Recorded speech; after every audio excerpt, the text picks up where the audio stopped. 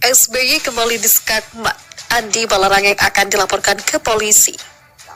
Saya pesan, tolong Pak SBY dan AHY, jangan tuding-tuding pemerintah begini. Tunggu saja, kita objektif kok. Jangan main serang yang tidak ada dasarnya. Main insinuasi, itu yang saya minta. Kami akan bertindak profesional sesuai ketentuan perundang-undangan yang berlaku. Itu supaya dicatat. Ya, itu saja. Maka persoalan kekisruhan di Partai Demokrat di bidang hukum administrasi negara itu sudah selesai, berada di luar urusan pemerintah. Ini tadi keputusan di bidang hukum administrasi.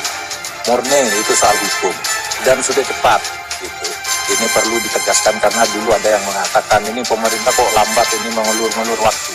Hukumnya memang begitu.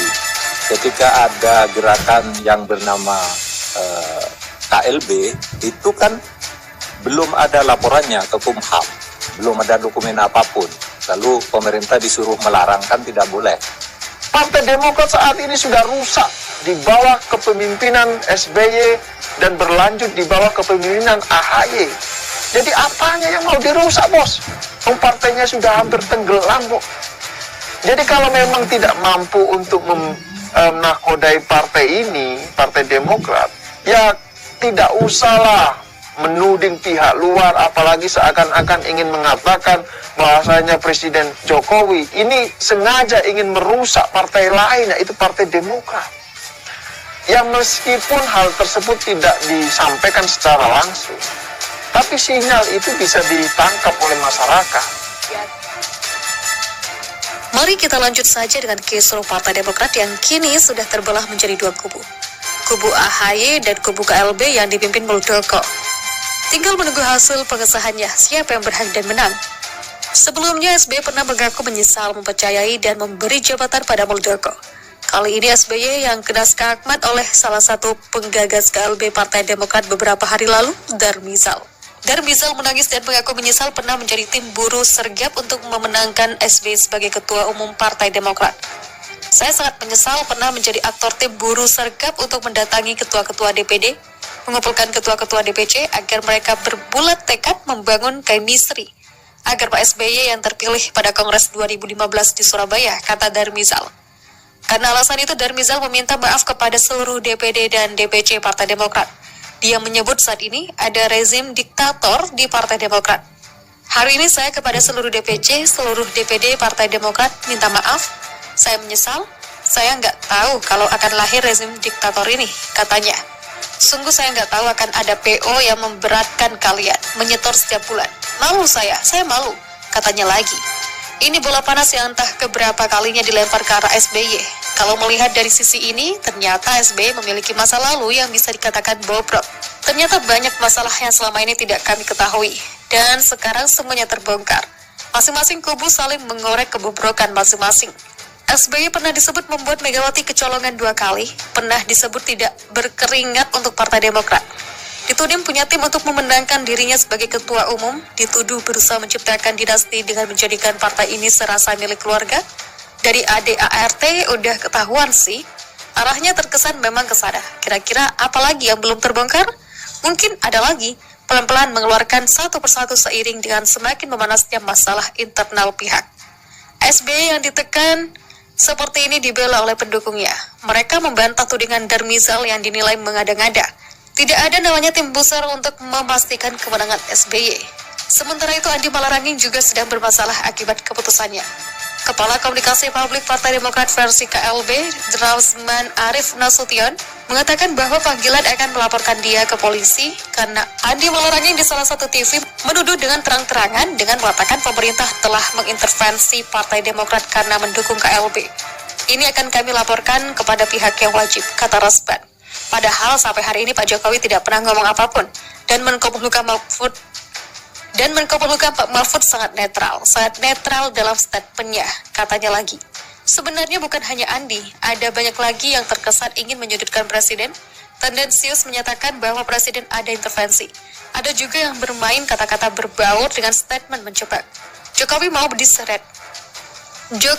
diseret. Meski Jokowi terlalu pintar untuk ditipu dan dipancing masuk ke dalam, diam tak merespon Jokowi sudah cukup membuat mereka semua frustasi dan kesal. Ibarat mau memancing tapi pancingan tidak dimakan. Pemancing menunggu sampai tua atau mungkin sampai lebaran kuda. Kalau mereka mau ngegas ugal-ugalan seperti ini mungkin ada baiknya tidak diladeni. Menyerang presiden dengan pernyataan tendensius adalah perbuatan seorang pengecut. Bahkan Andi Arief mengatakan Menkumham Yasona Lawli dan Jokowi seolah-olah menikmati kisruh yang terjadi di internal Partai Demokrat. Bahkan Andi Arief menuding Kemenkumham sengaja mensponsori terjadinya dualisme partai. Faktanya kita menyaksikan banyak terjadi dualisme partai pendukung atau tidak didukung oleh Kemenkumham. Menkumham sendiri jadi tangan kanan presiden terhadap legalitas partai. Saat ini dihubung-hubungkan dengan posisinya sebagai kader partai tertentu. Dualisme atau rekayasa dualisme saat ini sudah terlampaui batas. Katanya, soalnya apapun ceritanya, baik langsung maupun tidak langsung, baik mau menuding secara halus ataupun menuding secara frontal, pemerintah tetap seolah jadi biang keroknya. Tinggal kita tunggu bagaimana akhir kisruh Partai Demokrat ini. Kalau kubu AHY kalah, ributnya bakal bikin kencang. Hasilnya Muldoko terpilih sebagai ketua umum yang baru. Pemilihan ini berdasarkan voting. Kongres luar biasa Partai Demokrat menimbang dan seterusnya, mengingat dan seterusnya, memperhatikan, memutuskan, menetapkan pertama, dari calon kedua tersebut atas voting berdiri, maka Pak Muldoko ditetapkan menjadi ketua umum Partai Demokrat periode 2021 hingga 2025. Kata pimpinan sidang Joni Alin Marbun. Muldoko terpilih setelah melalui proses pencalonan dan mengalahkan Marzuki Ali yang dicalonkan oleh DPD NTB. Muldoko dicalonkan DPD Kalteng, Sulteng, Papua Barat hingga Aceh. Joni Alin kemudian bertanya kepada sidang apakah hasil tersebut disepakati. Seluruh peserta sidang KLB Demokrat menyetujuinya. Muldoko tidak hadir, tapi menerima keputusan KLB Demokrat melalui sambungan telepon. Salah seorang peserta KLB Demokrat, Bel Mizal, menelpon Muldoko agar memberikan sejumlah ucapan kepada peserta KLB Demokrat yang hadir. Saya tidak terlalu antusias dengan kabar ini. Saya hanya tertarik karena ini terkait dengan SBY dan AHY. Tahu sendirilah SBY ini, kadang bikin geleng-geleng kepala, kadang bikin emosi, karena pintar memposisikan diri sebagai korban kezaliman. Pintar memasang raut wajah prihatin. Sebenarnya kalau mau melihat dari dua sisi, Muldoko pun pasti akan banyak dikritik publik. Harusnya dengan ending seperti ini menerima keputusan KLB dan setuju dengan posisi ketua umum. Harusnya sadari awal mengaku saja apa yang sebenarnya terjadi. Sekarang ini banyak yang menganggap Muldoko tidak elok dan tidak etis karena caranya ini. Tapi sekali lagi, saya tidak peduli dengan hal ini. Mau AHY yang tetap jadi ketua umum pun tidak masalah.